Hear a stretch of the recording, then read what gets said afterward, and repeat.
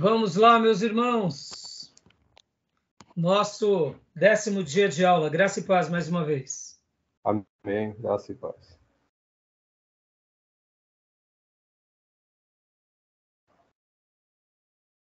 Hoje nós estamos iniciando o nosso 10º dia de aula. Semana que vem será a nossa última aula, 11ª. Precisamos fazer 11 aulas para concluir essa matéria. E, como é costume, eu quero ler aqui um texto com vocês. Juízes 21, 25 e Ruth, capítulo 1, versículo 1.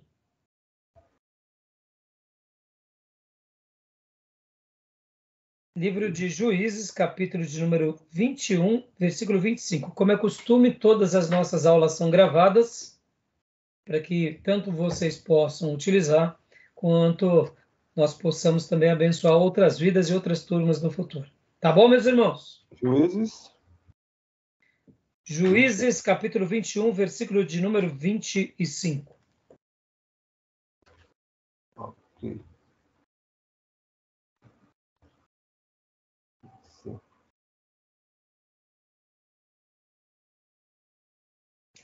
Quer ler para nós, Júnior? Ok. Naqueles dias não havia rei em Israel, porém cada um fazia o que parecia reto aos seus olhos. Cada um lhe fazia o que parecia certo. Olha, essa é uma frase bem comum que nós vamos ver no livro de Juízes. Semana passada nós concluímos Samuel e passei rapidamente no último bloco sobre Juízes. Hoje vamos dar mais uma pincelada em Juízes e o livro de Ruth. E agora, Ruth, capítulo de número 1, versículo de número 1. Pode ler para nós, Júnior?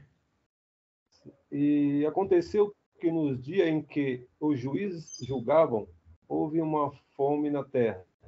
Pelo que um homem de Belém, de Judá, saiu a peregrinar nos campos de Moabe, ele e sua mulher, e seus 2 filhos. Ótimo. Então, pode perceber que o livro de Ruth é uma continuação do livro de Juízes. Pelo menos entendemos que o livro de Ruth ele acontece durante o período dos juízes. E eu quero...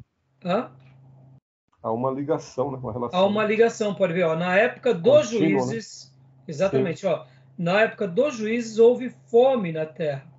Verdade. Os mesmos problemas, os mesmos dilemas. A fome acontecia nos impérios antigos. Nós vemos isso, inclusive, nos dias de Abraão, que por 2 vezes ele vai buscar socorro por causa da seca em terra estranha. Nós vemos também que o povo de Deus vai para o Egito, porque houve um período de muita seca e fome sobre a terra, e o grande servo de Deus, José, foi aquele que abençoou a nação de Jacó, a sua própria parentela e todas as demais nações daqueles dias, salvando-os da fome e da miséria, porque de fato ele recebeu de Deus sabedoria, graça e discernimento para poder dar uma solução para aquele problema. E o livro de Juízes vai mostrar também uma coisa bem curiosa, que havia períodos de ciclos entre eles. Só que a fome em Juízes não necessariamente era por causa da seca, ou pelo menos não a maioria das vezes, mas era em virtude do pecado. Era em virtude do pecado. Não era algo literalmente natural.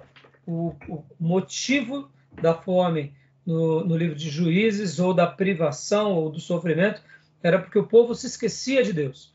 E esse é o ciclo.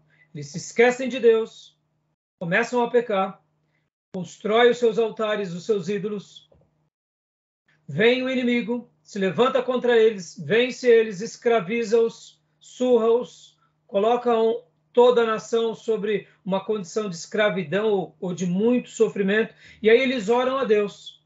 E aí, ao orar a Deus, Deus ouve a oração e levanta um juiz para libertá-los das mãos dos opressores, e o ciclo vai se repetindo durante aquele período bem longo. E num dado momento, acontece essa história que é registrada no livro de Ruth. E eu queria só parafrasear aqui 2 frases teve um obreiro da nossa igreja, o Felipe Reis, que pregou, certa ocasião, uma mensagem linda sobre o livro de Ruth, e ele abordou um assunto, e ele disse para mim a frase que eu jamais me esqueci, e a frase é a seguinte: quando falta pão na casa do pão. Porque eu não sei se vocês sabem, o nome Belém, né, no hebraico, a tradução para Belém é casa de pão. No hebraico não tem padaria, não existe essa terminologia. Muitos, por exemplo, Betel, Belém, geralmente o judeu, quando ele vai falar açougue, para nós é o açougue, para eles é a casa de carne, seria mais ou menos essa correspondência, né? Então, Belém, né, recebe esse significado, né? E é bem interessante que ele pregou essa mensagem, uma mensagem baseada no livro de Ruth, e ele trabalhou sobre isso. Quando faltou pão na casa do pão, né? Porque faltou pão aonde? Em Belém, né? Que é a casa do pão. Tá bom? E a primeira frase é essa, né? Pode ver que tem vezes que parece que está faltando pão na casa do pão, né? Parece que está faltando, né? Mas na realidade nós sabemos que Deus ele sempre criará escape e sempre nos dará uma resposta. E a segunda frase que eu queria trabalhar é uma mensagem que, em cima disso, eu preguei no final do ano, no culto de virada agora. Eu preguei uma mensagem e, por acaso, eu trabalhei em cima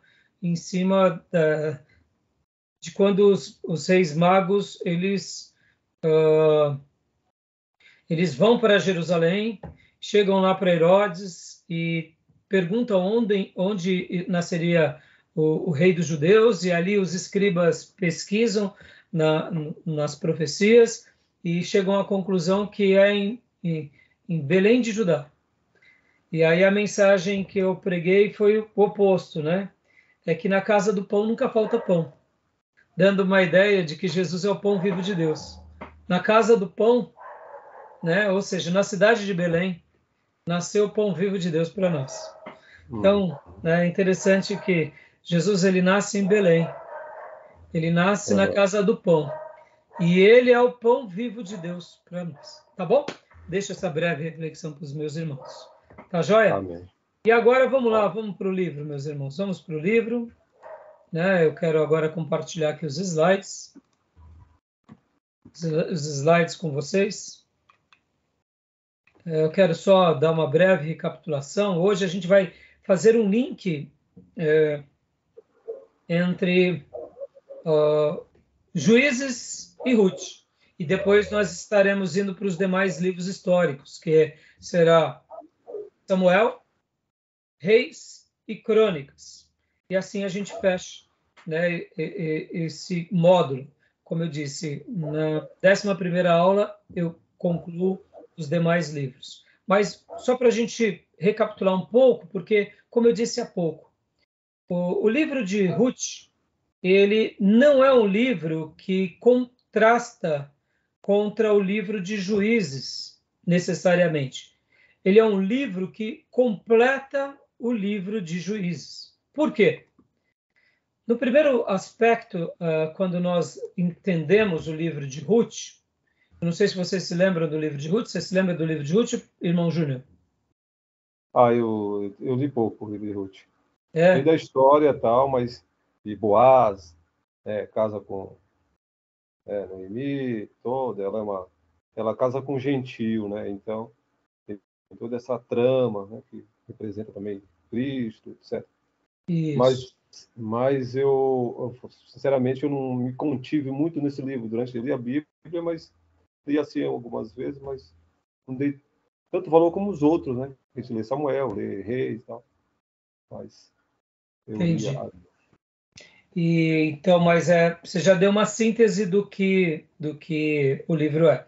Nós estaremos nessa introdução, e eu estou perguntando porque é bom saber se o irmão tinha, né, o conhecimento, e eu imaginava que sim, mas muitas vezes alguns detalhes de alguns livros nós simplesmente lemos, mas não retemos ali certos, vamos dizer assim, certos acontecimentos, né? Por exemplo, se nós simplesmente começarmos uma leitura e não percebermos que na época dos juízes houve fome na terra, e você não se recordar que o período dos juízes vem logo depois do período das conquistas.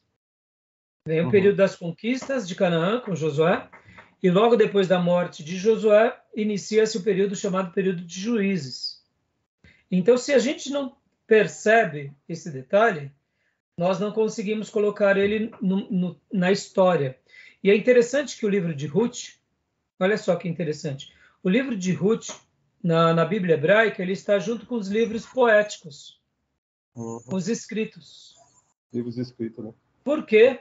Olha que interessante, porque quando nós lemos o livro de Ruth, ele se apresenta, como o professor Ribeiro e a professora Márcia comentam, ele se apresenta como se fosse uma novela, quase como um enredo. Então, ele é gostoso de ser lido, porque ele tem uma introdução, aí logo depois fala de Noemi e Ruth, que eles estão vão para Moab. Lá em Moab há uma tragédia, e depois há um regresso. E nesse regresso, ela sai da sua terra natal, Noemi, junto com seu marido e filhos. Mesmo diante de uma situação de fome, dá para ver que eles tinham uma certa posse, porque eles têm como sair da cidade e vão para lá. Chega lá, os filhos casam, mas o marido morre, e os filhos morrem, sobram as 3 viúvas. Ou seja, que coisa horrorosa. E agora, então, elas estão regressando, como 2, no caso, viúvas, porque uma resolve voltar para a família dos seus pais, e uma dessas outras moabitas diz, não, eu não vou voltar, eu vou te acompanhar, eu vou te seguir, e eu vou realmente estar do teu lado. Tanto é que a gente já vai ler o versículo-chave, né? E então aí começa a história dessa mulher, que num primeiro momento é uma favorecida, é uma mulher feliz, e de repente ela se torna uma mulher, eu diria, totalmente amargurada, uma mulher literalmente muito abatida, uma mulher onde ela tem um dilema profundo agora na sua vida, porque o nome de Noemi significa alegria, prazer, e de repente ela mesmo, depois quando ela regressa, ela fala, o meu nome agora é Mara, é amargo, porque Deus se esqueceu de mim. Só que, na realidade, na casa do pão, nunca falta pão. E aí é a grande beleza desse livro, porque aí vem a história de Boaz, vem a história de Ruth, e aí há o casamento de Ruth com Boaz, e aí nós entendemos o propósito desse livro. E aí o livro termina de uma forma bem maravilhosa, e ali o escritor, inclusive, que finaliza o livro, dá uma ideia de que ele conhecia muito bem toda essa história, e possivelmente ele estava escrevendo com um certo conhecimento de causa. Nós acreditamos que o escritor do livro de Ruth é Samuel, e então a gente já vai trabalhar nos detalhes já. Mas a síntese do livro é essa. E quando eu falava há pouco, num primeiro momento parece que é um livro de contraste, porque o livro de Juízes é um livro onde o povo de Deus vive esse ciclo de derrota, sofrimento, intercessão pedindo perdão e buscando o socorro de Deus, e depois o livramento por meio de um ungido, de um juiz. E é esse ciclo durante 300 e poucos anos. Já o livro de Ruth acontece num outro contexto, porque agora não é o povo de Deus. O livro de Ruth agora é a história, né, de uma moabita, que ela não era uma hebreia, e de fato ela tem uma outra postura que não é a postura do povo de Deus. Então, na realidade, esses livros eles se completam, mostrando que, mesmo naquela história, a misericórdia de Deus sempre estava trabalhando ali no meio do povo de Deus. Mesmo que o povo de Deus se esquecesse de Deus, Deus ele era bondoso e misericordioso para estar trazendo o povo de volta à presença dele. E então o livro de Ruth mostra como Deus ele é inclusivo, porque se ele foi misericordioso com o seu povo, porque ele não seria com as outras nações. E o mais maravilhoso de tudo é que, ao terminar o livro de Ruth, nós notamos que ela é uma das ascendentes de Davi. Ou seja, no sangue de Davi tinha o sangue de uma moabita. Então, isso é fantástico quando a gente para pensar. Então, ela foi literalmente, Ruth foi a avó de Davi, e Raabe, que era de Jericó, era uma bisavó de Davi. Olha que fantástico. Então, no sangue de Davi, elas são ascendentes, ou seja, antes de Davi nascer, vem antes, porque depois vem os descendentes de Davi, né? Salomão é descendente de Davi, que vem antes é ascendente. Então, a Raabe é a bisavó que vai gerar Boaz, ou seja, no sangue de Boaz há um sangue cananeu. E depois Boaz casa-se com Ruth, que é uma moabita. Então, no sangue de Davi vai ter essa, eu diria, essa característica de uma bisavó de Jericó e de uma avó, que é uma moabita. E detalhe, esses dois povos foram povos opositores a quem? Ao povo de Deus. Isso nos faz lembrar que a exclusividade que a gente muitas vezes vê que o povo judeu se envereda é uma grande falácia, porque o próprio Deus separa Abraão de Ur. Abraão, ele era um pagão, ele vivia no meio de pessoas pecadoras, e Deus o separa para que dele ele seja pai de uma nação abençoada e pai de muitas nações. Logo, a nação de Israel não tem essa primazia do privilégio porque são melhores, mas tem, sim, o privilégio da eleição porque Deus os escolhe por um propósito sagrado. E a gente vê aqui, mais uma vez, a história se repetindo, porque o grande monarca da história de Israel, o grande rei de Israel, a bisavó e a avó eram gentias. E vocês que estão estudando aqui conosco, sabem que o judeu sempre considerou muito essa questão da sua identidade, da sua origem, pelo ventre materno. Até hoje, o que é um judeu? Um judeu é alguém que nasce de um ventre sanguíneo, né? De um ventre de uma judia. Ora, mas então há algumas exceções? Sim, há. E aqui nós vemos duas grandes exceções. E a gente louva a Deus porque isso demonstra o seguinte: Deus sempre quis atrair as outras nações para ele. E se Deus teve misericórdia das outras nações, porque não teria com o seu povo. Tá bom? Isso é fantástico. Então, esse livro não é um contraste, porque quando nós lemos separadamente, parece que o livro de Juízes é um livro de um povo desviado que volta para Deus, e o livro de Ruth é de uma família piedosa que ganha ainda uma moabita. Mas, na realidade, é um livro que vai trabalhar, eu diria, se completando, tá bom? Beleza? Até aí? Okay. Tudo bem? Tudo bem, irmã Cleusa? Sim. Tudo, pastor, tudo bem. Quer fazer alguma pergunta? Não. Nenhuma dúvida? Não, pastor. Então tá bom. Se precisar, pode abrir, tá? Só tem uma observação, né, que nessa linha do tempo, o povo judeu, quando ele chega nesse período, depois da conquista, há uma certa estabilidade até das entidades, né?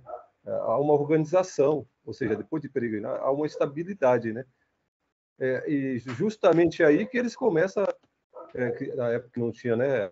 Que não tinha ninguém, não tinha liderança, eles se perdem de novo, né? Eu ia deixar fazer essa pergunta depois, mas já que você entrou nesse ponto, Júnior, então eu já ia abrir os slides e eu preparei uma pergunta para vocês. Qual é a pergunta? Mas foi muito bem colocada a sua fala, porque, de fato, na estabilidade, houve aquela certa acomodação. Né? Esse povo, realmente, eles guerrearam, o povo de Josué guerreou, conquistou, eles Verdade. receberam seu território e agora eles estavam prosperando.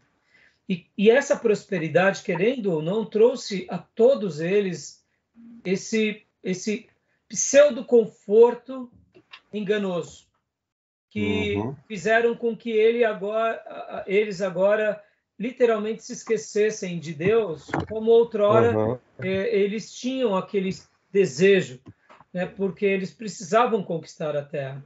E, de fato, é isso mesmo. Inclusive, eu ia fazer uma pergunta para vocês, né? Qual é a pergunta? Aliás, eu já vou fazer essa pergunta, porque já vai ter entrado mais alunos, e aí eu acho que vai ser legal a discussão. Mas me lembre de fazer uma pergunta, tá bom? Tá bom. Antes disso, deixa eu até fazer um comentário aqui para a gente compreender um pouco melhor o contexto de Juízes, de Ruth, para a gente entrar logo para o período de Samuel, porque com o livro de Samuel, mesmo Samuel sendo o último juiz, mesmo Samuel sendo adotado numa família sacerdotal e sendo um profeta, ali vai começar um outro período na história do povo judeu, que é o período da monarquia.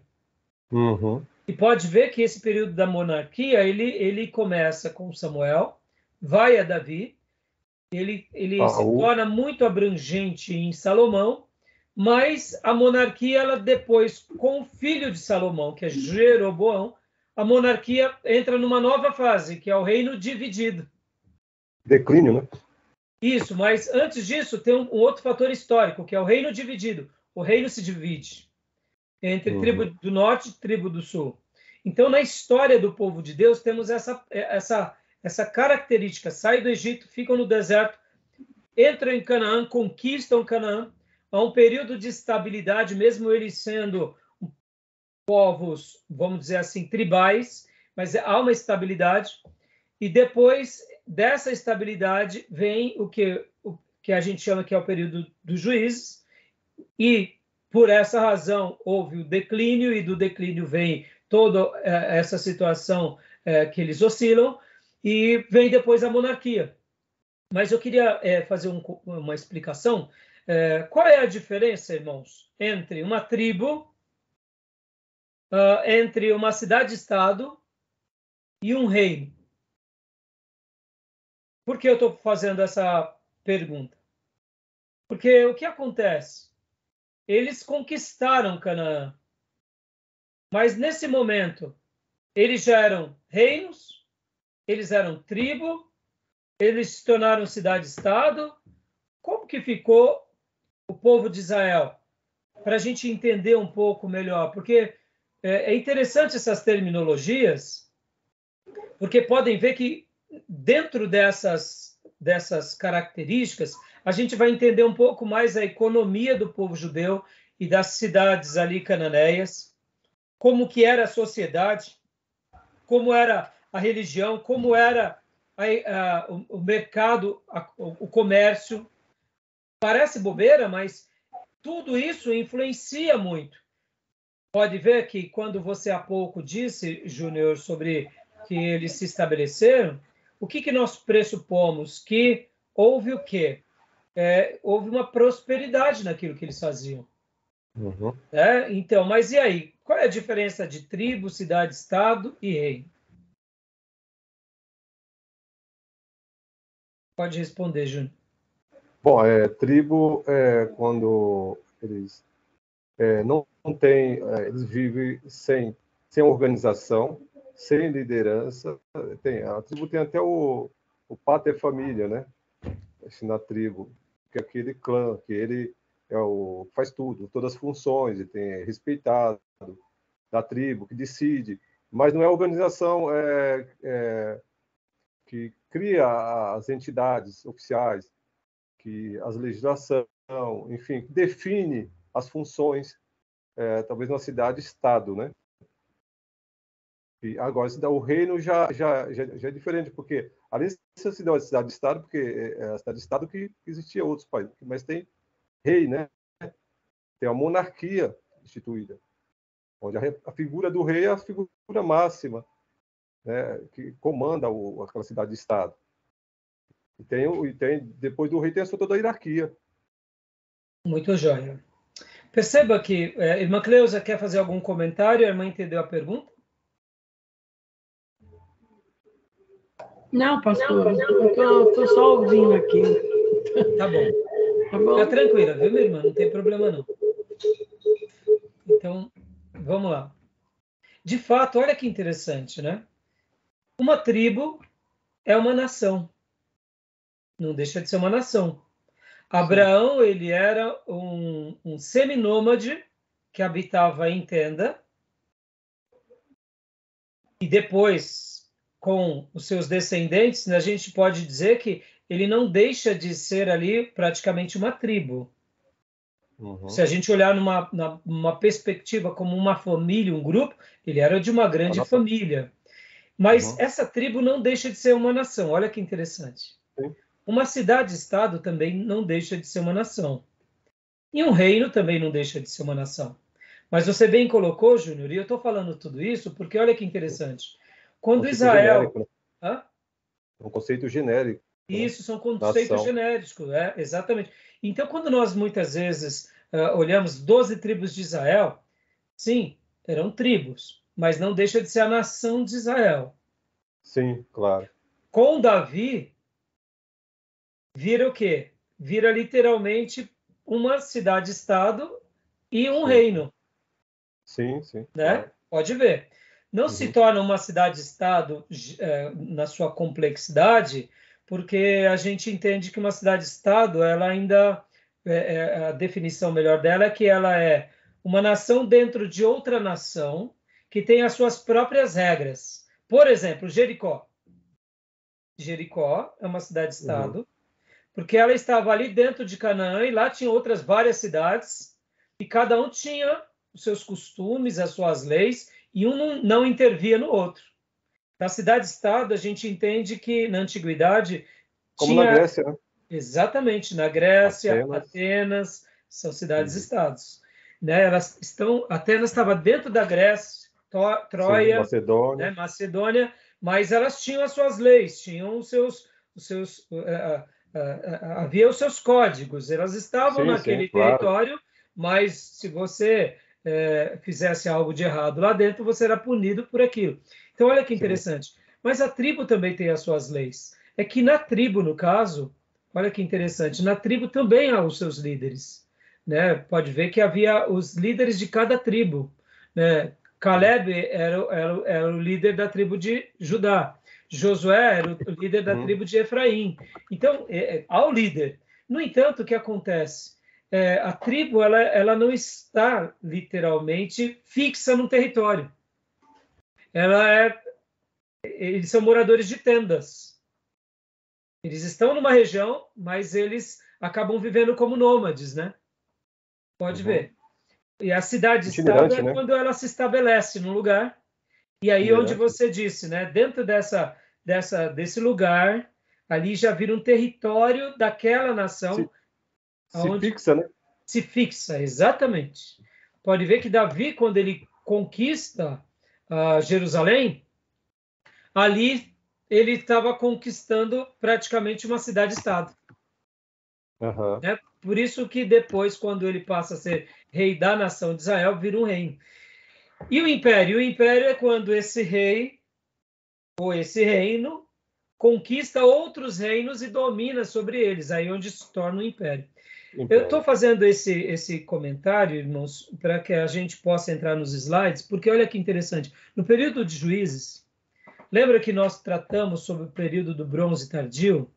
O período do Bronze Tardio era conhecido como um período onde haviam muitas tribos e as pessoas plantavam, tinham seus gados e ali elas comercializavam. Mas olha que interessante, existia nações que elas eram mais evoluídas em tecnologia. Um exemplo disso eram os filisteus. Os filisteus estavam na frente de Israel sobre essa questão. Podem ver que as 5 cidades dos filisteus são cidades. E não são apenas cidades, mas são cidades regidas por governantes. Entendeu? Olha que interessante. Então, a gente vê que Israel, no período dos juízes, ele estava vivendo nas tribos. Sim, mas não tinha organização política. Não tinha, exatamente. E, ao mesmo tempo, olha como que isso como influencia na economia. Por que Claro, influencia na economia? Porque muitas vezes você tem o seu gado, você cuida do seu gado, você aumenta ele, você tem os benefícios do que o seu gado está te gerando, mas se vem um inimigo, você perdeu tudo. entendeu tudo. Você não tem uma proteção, O você fica Estado, né? vulnerável. Tem Oi? tributo. Não tem Estado, não tem tributo para Você poder não tem uma proteção maior. estatal. Né? E aí onde entra também, olha só que interessante, por isso que Israel, mesmo estando ali, mesmo eles tendo prosperado, eles acabaram, vamos dizer assim, não evoluindo tanto, eles ficaram naquela mesma situação.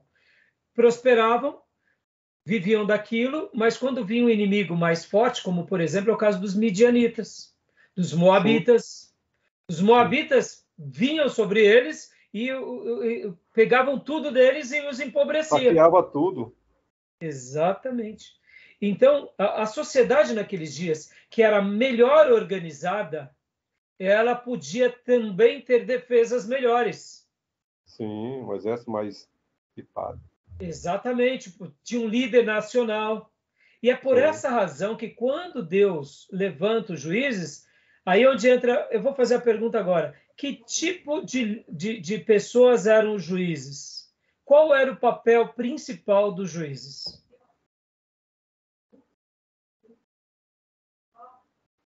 Eles eram um papel sacerdotal? Qual era o papel principal de um juiz, quando Deus levantava um juiz?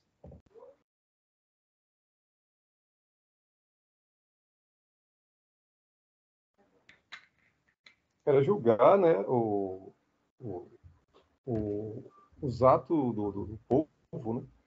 Então, você vê, a palavra juízes, a gente remete à ideia de julgar. Mas eles só julgavam ou eles libertavam o povo? Libertava também, né? Mas entre julgar e libertar, o que se destaca nos juízes, em todos os juízes de Israel? Cada um dos juízes que foram levantados, eles julgaram a nação ou eles libertaram a nação?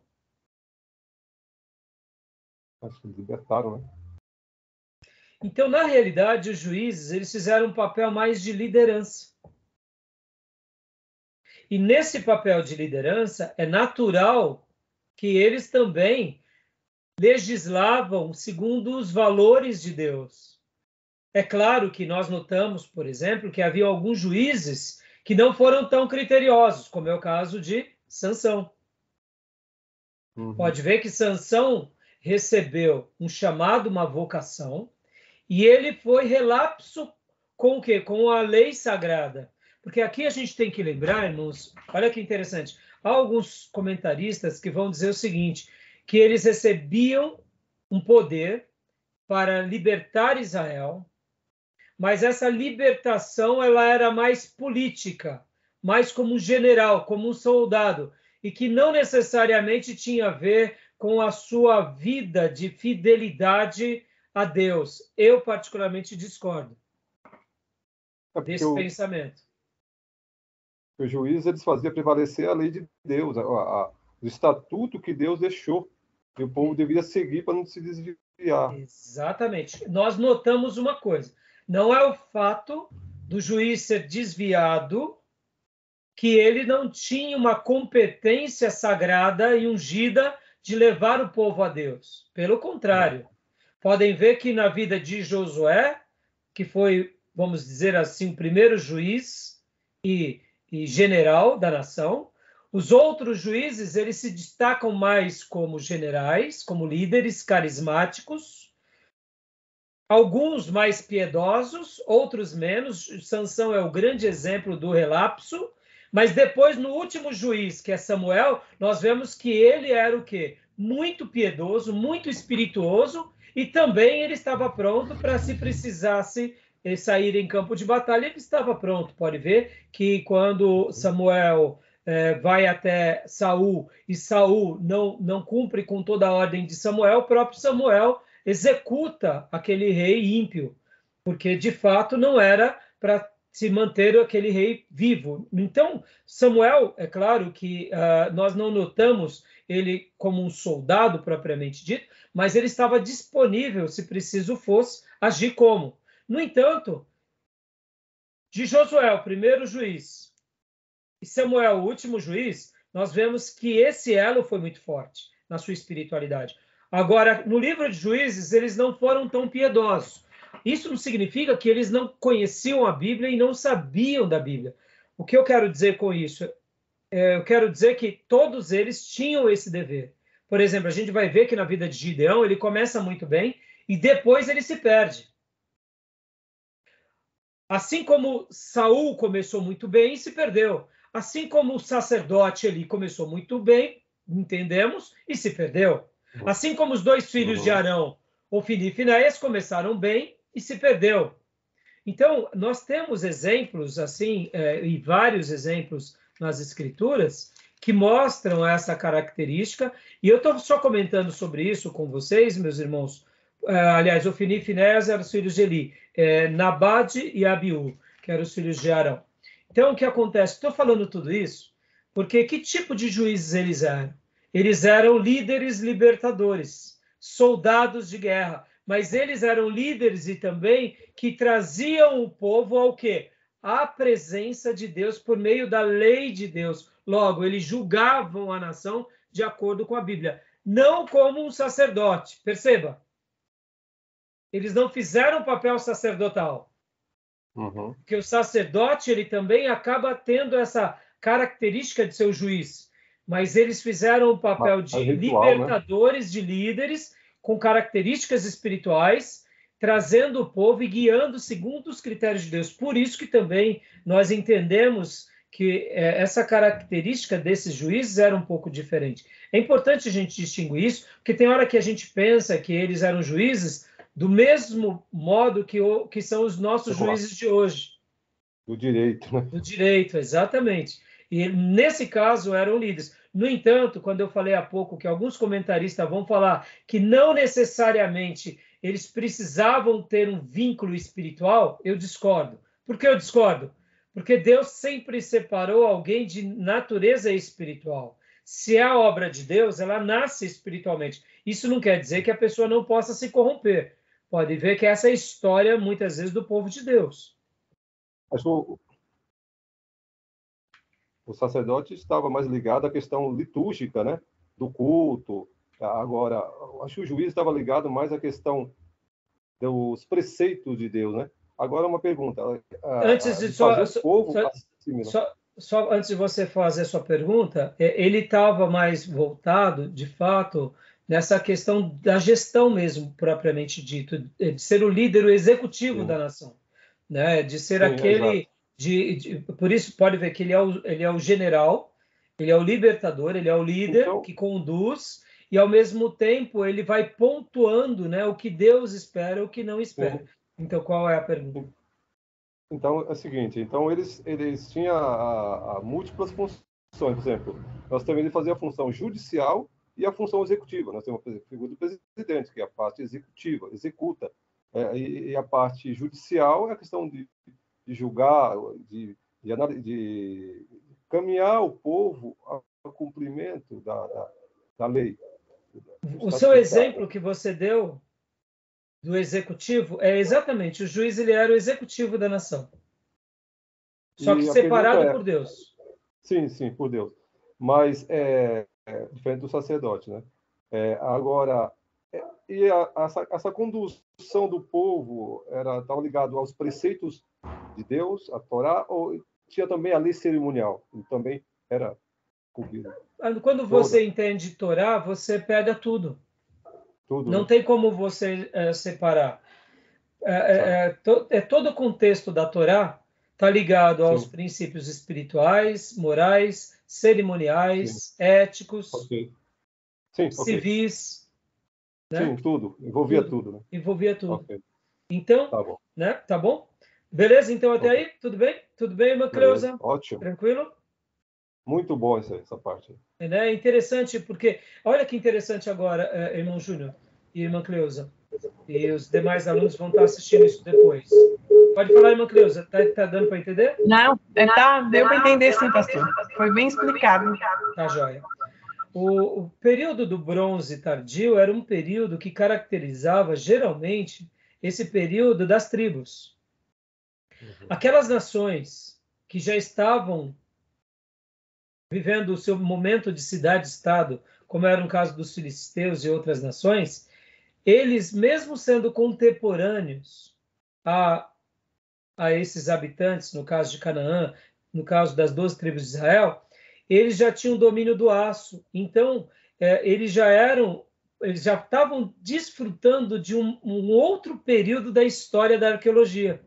Mesmo vivendo no mesmo momento, eles já tinham acesso a essa tecnologia, então eles já eram precursores de uma, vamos dizer assim, de um acontecimento naqueles dias. Então, depois desse período que a gente chama... Hã? Estava no auge maior de desenvolvimento civilizatório. Exatamente. Então, era como se eles já estivessem entrando num outro período, que na história nós vamos classificar como período do ferro. Exatamente. Interessante. O período do ferro é um período em que a história, e podem ver, por que eu estou gastando esse tempo aqui, fazendo essa explicação, irmãos, e gastando mais um tempo, que eu achei necessário gastar esse tempo aqui, porque na última aula nós trabalhamos sobre o livro de Juízes, mas foi muito rápido. E o que acontece? Eles tinham prosperado durante 300, 350 anos, mas eles ainda eram tribos. E essa certa tranquilidade... eles acabaram, vamos dizer assim, se mantendo ali como um povo agricultor e pastoril. E eles não alcançaram algumas outras tecnologias que fizeram com que, quando viessem os inimigos, eles perdiam. Se não fosse rudimentar, né? Exatamente, né? Então, olha que interessante, o fator da economia. Eles estavam prósperos, mas eles não se atualizaram na educação. Eles não se aperfeiçoaram naquela tecnologia.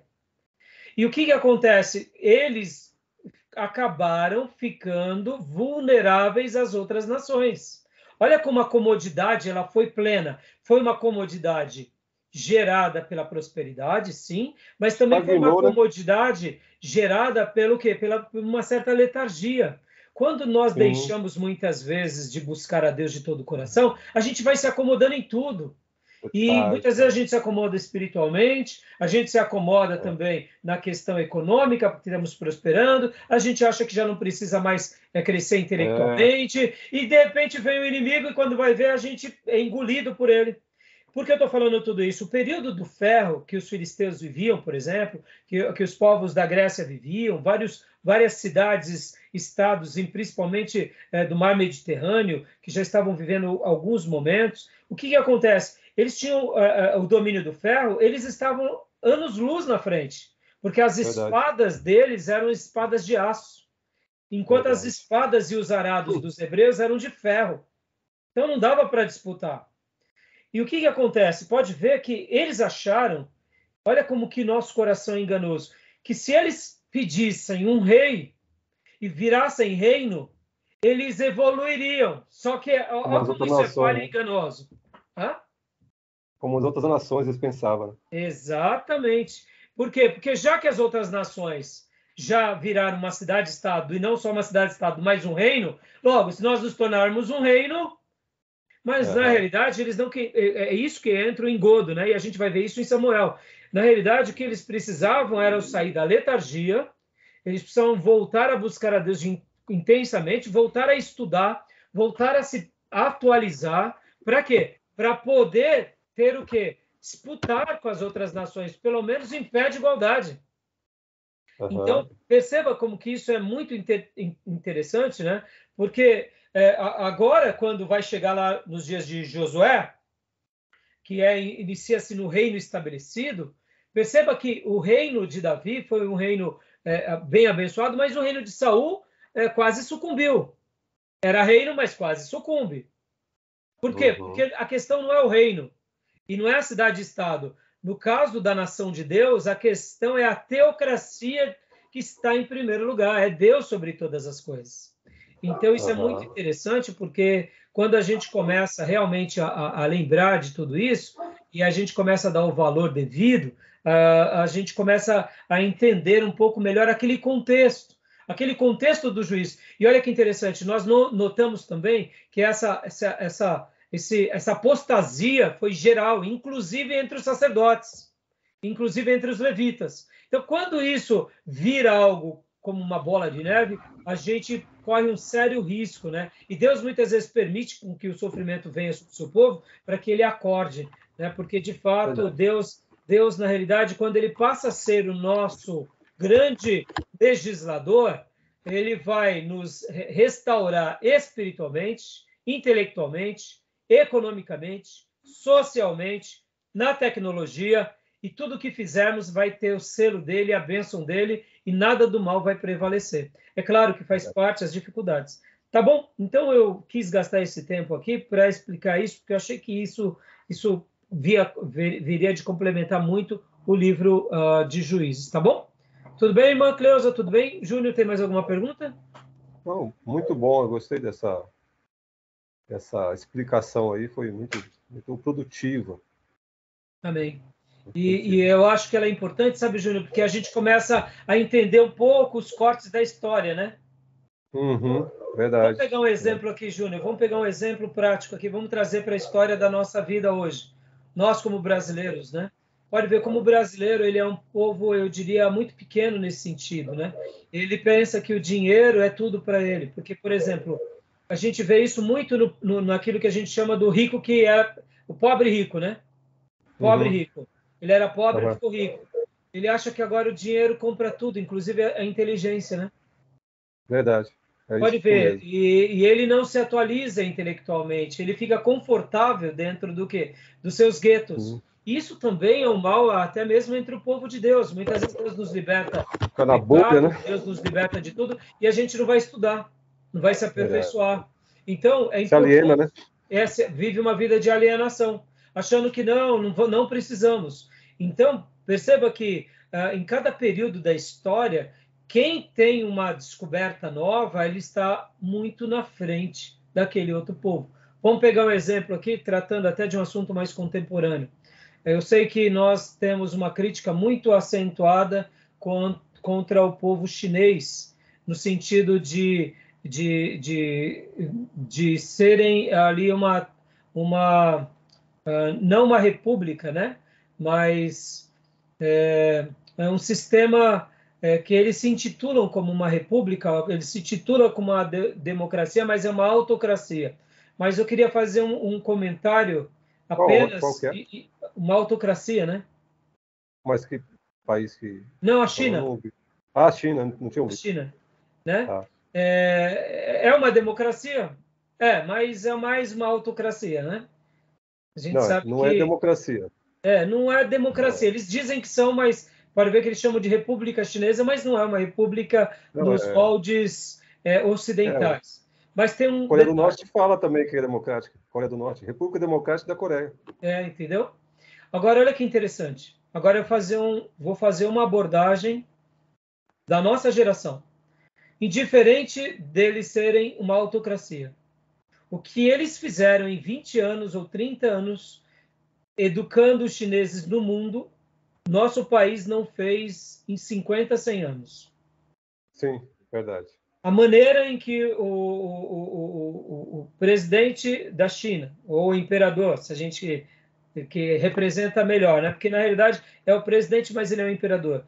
A maneira em que eles investiram em educação e a maneira em que o povo chinês se permite ser educado com disciplinas, com critérios e com dedicação, eles deram 10-0 no Brasil em questão de 20, 30 anos.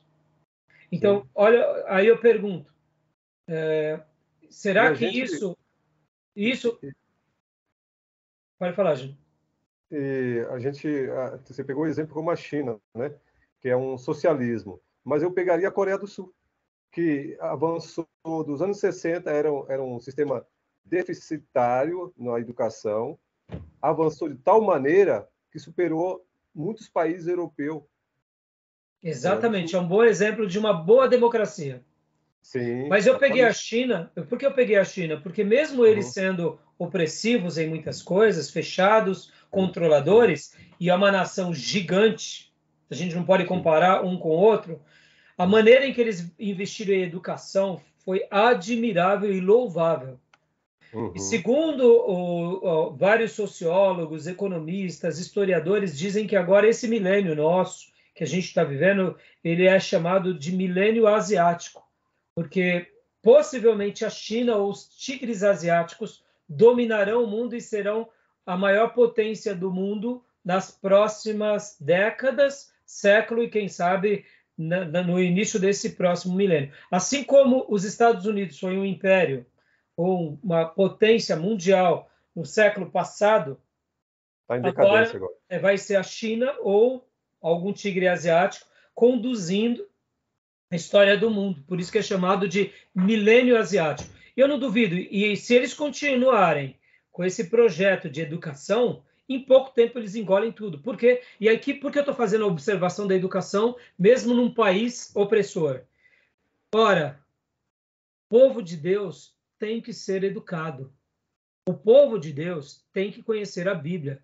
O povo de Deus tem que aprender as Escrituras. O povo de Deus tem que ter disciplina. O povo de Deus precisa ter conhecimento e fazer com que esse conhecimento não fique numa sala de aula, mas ele vá para fora da sala de aula, gerando fatos. Quando a gente faz isso, a gente evolui. A gente sai de uma tribo e vira uma cidade-estado, ou senão um reino.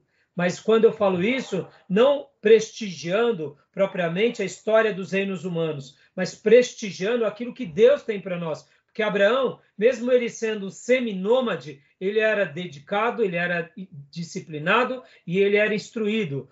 José do Egito, ele mesmo sendo vendido como escravo, ele era dedicado, ele era instruído e ele era disciplinado. Quando a gente vê Josué, que era um escravo, e depois se torna um líder, ele era o auxiliar de Moisés e passa a ser depois um dos líderes da sua tribo, e ele se torna um conquistador. Você vê que Josué, mesmo ele tendo uma envergadura que era diferente da envergadura de Moisés, mas ele era dedicado, era disciplinado e ele fazia acontecer. Quando a gente pega, por exemplo, Samuel, a mesma coisa. Ou seja, nós não podemos nos acomodar com as coisas, nós precisamos, vez por outra, sacudir a poeira e falar: eu preciso me atualizar, eu preciso crescer, eu preciso, porque Deus assim deseja, porque assim fizeram todos os grandes servos de Deus, indiferente do momento da história que eles viveram. Abraão, como patriarca, foi singular, José do Egito foi singular, Josué foi singular, Samuel foi singular, e Davi, agora, como monarca, também foi singular. Mas Davi seria singular como monarca ou como patriarca? Porque o que implica da gente ser singular é o nosso coração e o desejo de crescer e de se aprimorar. E para encerrar essa fase, esse comentário, que eu acho muito legal, Júnior, quando Davi vence Golias, ele vence Golias com uma pedra e funda. E ele passa depois a ser escudeiro de Saul, passa depois a ser soldado de Saul, passa a ser general de Saul. Ou seja, ele poderia ensinar todo o exército de Israel a arte de atirar com pedras e fundas. Os soldados de Israel poderiam todos andar com uma funda e pedrinhas na mão, destruindo os inimigos. Foi assim que Davi fez? Não. Quando Davi conquista a espada de Golias, era uma espada de uma tecnologia diferente. Sim, dos filisteus. Dos filisteus. Ele consagra a Deus, ele presenteia a Deus. Quem era nos dias de Davi, ou melhor, um pouquinho antes, que tinha só a espada de filisteu? Era só Saul e Jonatas, filho do rei. Davi consagra. Davi, a partir de então, ele não se satisfaz com a arte de jogar pedras com fundas. Ele vai além.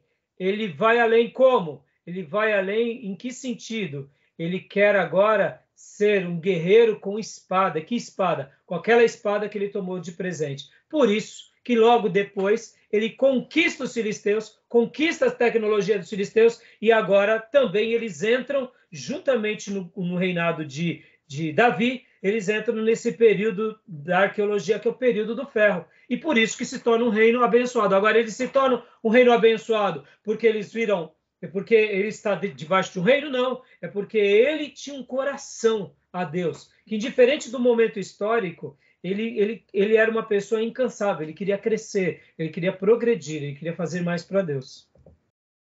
Interessante, não? Muito bom. Tá bom? Motivado pela fé em Deus, né? É o que era a mola mestre de Davi. Exatamente. Ele não perdia as coisas, mas ele continuava crescendo em cada momento. Pode ver que o fato dele querer criar uma casa para Deus é um gesto de devoção, mas é um gesto de progresso.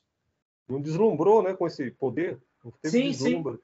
Sim. Mas você vê, ele continuava conservando aquela humildade, mas ele queria mais. Ele queria mais. Não ficou na funda, né? Ele não ficou na funda, exatamente. Eu fico imaginando, Júnior e irmã, eu fico imaginando Davi nos nossos dias, o nosso acervo tecnológico. Eu fico imaginando o apóstolo Paulo nos nossos dias. Percebam? Por isso que a gente tem que continuar progredindo, pedindo a misericórdia de Deus e nunca se limitar. Sempre ter dentro de nós esse desejo. Eu quero crescer a cada dia mais e mais, porque Deus merece o meu melhor e é isso que Deus espera de mim. Tá bom, meus irmãos? Beleza? Tudo bem? Tudo bem, irmã Cleusa? Muito legal. Tudo bem, pastor. Então, tá bom. Então, irmãos, vou abrir aqui o slide e para a gente trabalhar um pouco em cima dele. Opa, não é esse, não. Esse daqui.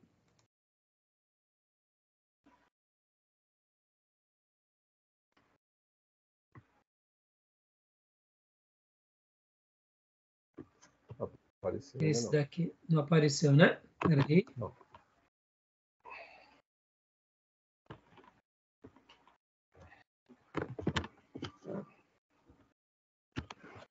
É esse daqui.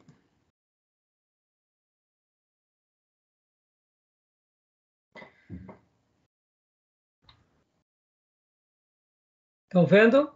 Não, ainda não. Ainda não? Preto. Então, a tela preta com a lista de...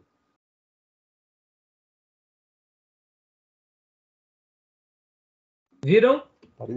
Sim, apareceu. Isso aqui. Um pouco Os fatos importantes de Josué, a gente vai ler o próximo slide rapidinho, que é esse daqui. Dá para aumentar um pouco a letra? Dá, vou aumentar. Tem uma tarja preta na frente. Juízes, olha lá. Juiz. Livro de Juízes. Autor anônimo atribuído a Samuel. A data 1375 a 1075. Temas principais e divisão fundamental: guerras civis, opressões por 5 inimigos, guerras de libertação. Período envolvido de 300 anos a 350, alguns vão falar 330, sem uma liderança única. Alguns juízes julgaram simultaneamente. Aí já vemos isso, né? As características. E agora vamos aqui para o livro de Ruth. Livro de Ruth. Vamos ler aqui o livro de Ruth. Espera aí, deixa eu ver o horário agora. Irmãos, eu vou fechar essa gravação para a gente abrir uma nova, tá bom? Beleza. Tudo bem? Tá bom. Só um minutinho.